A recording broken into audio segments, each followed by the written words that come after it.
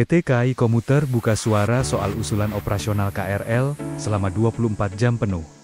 Di tengah kondisi armada kereta api yang terbatas, sulit mewujudkan hal tersebut, mengingat perawatan harian juga perlu dilakukan. Usulan ini muncul setelah adanya fenomena pengguna KRL di stasiun Cikarang yang terpaksa menginap karena ketinggalan kereta. Terkait hal itu, Menteri Perhubungan Dodi Purwagandi mengatakan, usulan tersebut akan dikaji.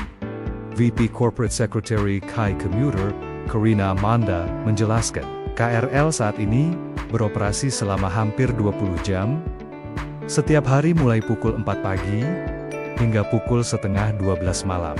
Setiap hari, KRL melayani 1063 perjalanan dengan 83 titik stasiun. KAI Komuter, selaku operator KRL, telah memaksimalkan operasional seluruh armada. Karina juga mengatakan, perjalanan KRL setiap tahun juga terus bertambah, seiring pertumbuhan pengguna yang saat ini menembus angka 1 juta per hari. Selain itu, KAI Komuter juga terus melakukan perawatan sarana dan prasarana, termasuk stasiun. Oleh karena itu, KAI Komuter tidak menyarankan pengguna KRL untuk menginap di stasiun. Perawatan ini bertujuan agar setiap fasilitas tetap optimal pada jam operasional. KRL di samping menjaga keamanan dan kenyamanan stasiun dari potensi-potensi yang tidak diinginkan. Namun, dia juga memahami KRL kini menjadi moda transportasi andalan warga. Kalau orang kaya dia bisa naik pesawat, tapi rakyat sebagian besar akan merasa manfaat daripada kereta api. Untuk itu kereta api kita akan kita perluas, akan kita perbesar. Untuk Jabodetabek, kalau orang kaya dia bisa naik pesawat, dia bisa naik.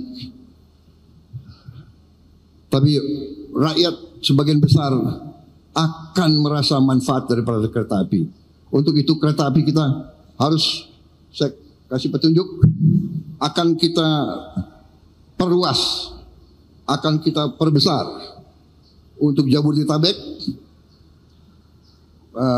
Dirut PT KAI mengatakan harus membuat tambahan gerbong. Gerbong atau rangkaian? 30 rangkaian baru. Satu rangkaian butuh uang 9 juta dolar. Benar. Beliau ajukan. Totalnya 4,8 triliun. Benar. Saya setujui. Bahkan saya alokasi. Bahkan beliau ajukan 4,8 T. Saya setujui. Tidak 4,8, 5 T saya setujui. Kalau untuk rakyat banyak, saya tidak ragu-ragu. Uangnya kita hemat, tapi kepentingan rakyat di atas segala kepentingan. Jadi saudara-saudara, dan saya minta harus dilaksanakan dalam waktu yang sesingkat-singkatnya, secepatnya. Bisa berapa bulan Direktur KAI?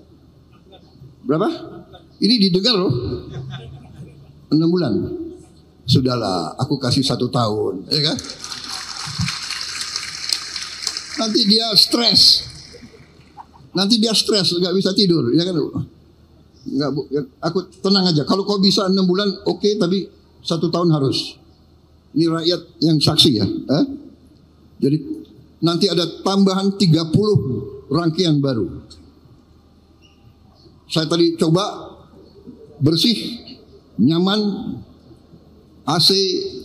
Saya sering di luar negeri.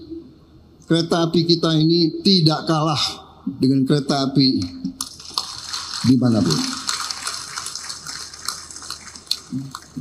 Jadi kita ini sebagai bangsa ya, cobalah kalau anak bangsa berbuat yang baik, yang hebat, yang dikagumi bangsa lain, ya kita juga hormati dan kita hargai gitu loh, ya. Rendah hati boleh, jangan rendah diri, ya kan? Ini luar biasa ini. Saya terima kasih saya diundang hari ini. Jadi kereta api kita akan kita perbesar di Sumatera, Kalimantan, Jawa, Sulawesi. Karena dengan kereta api biaya logistik akan turun, biaya ekonomi akan turun, kita akan kompetitif, ya kan? Kesejahteraan akan meningkat. Jadi nanti saya kasih petunjuk ke Menko Infrastruktur, ya, rencanakan yang baik.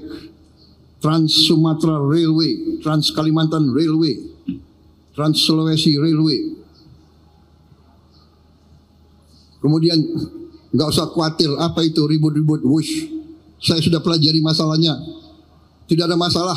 Saya tanggung jawab nanti wush itu semuanya. Indonesia bukan negara sembarangan. Kita hitung, nggak ada masalah itu. Ya. Jadi PT KAI nggak usah khawatir, semuanya nggak usah khawatir.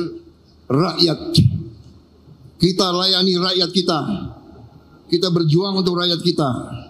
Teknologi, semua sarana itu tanggung jawab bersama, dan itu di ujungnya tanggung jawab Presiden Republik Indonesia.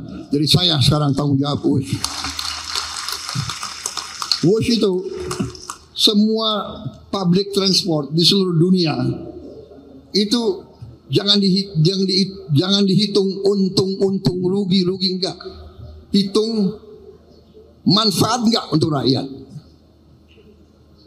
Di seluruh dunia begitu. Ini namanya public service obligation. Ada yang menyarankan, tadi disampaikan oleh Menteri Perhubungan, semua kereta api kita pemerintah subsidi 60%, rakyat bayar 20%. Ya ini kehadiran negara. Ini kehadiran negara. Dari mana uang itu? Uang itu dari uang rakyat. Uang itu dari pajak. Uang itu dari kekayaan negara. Makanya kita harus mencegah semua kebocoran. Kita sungguh-sungguh harus hentikan penyelewengan dan korupsi. Uang rakyat nggak boleh dicuri, karena akan kita kembalikan kepada pelayanan untuk rakyat. Jadi jangan khawatir, saya sudah sampaikan semua. Saya sudah pelajari masalahnya. Indonesia sanggup dan itu wajar semuanya itu, ya. Jangan dipolitisasi. Jangan kita menari di gendangnya orang. Mungkin ada fiak-fiak dari nggak tahu dari mana yang ingin selalu menimbulkan kecemasan rakyat. Nggak asal, tenang-tenang aja, ya. Bangsa kita kuat, bangsa kita kaya. Yang penting pemerintah sekarang tidak boleh lengah. Pemerintah tidak boleh dibohongi. Pemerintah tidak boleh membiarkan orang-orang yang mencuri kekayaan negara. Saya tidak akan ragu-ragu. Bersama tim saya, kita buktikan bahwa kita akan menghemat, kita akan menyelamatkan, kita akan mencari semua sumber-sumber kekayaan, dan kita akan kelola dan kita akan kembalikan untuk kesejahteraan rakyat. Saya kira itu dari saya. Saudara-saudara, selamat. Menteri Perhubungan, terima kasih. PT Kereta Api Indonesia, teruskan pengabdianmu kepada rakyat Indonesia. Kereta api kebanggaan kita. Kereta api dari dulu. Kalau di Jawa dulu panggilannya apa? Sepur, ya. Sepur. Tapi jaga kebersihan, ya.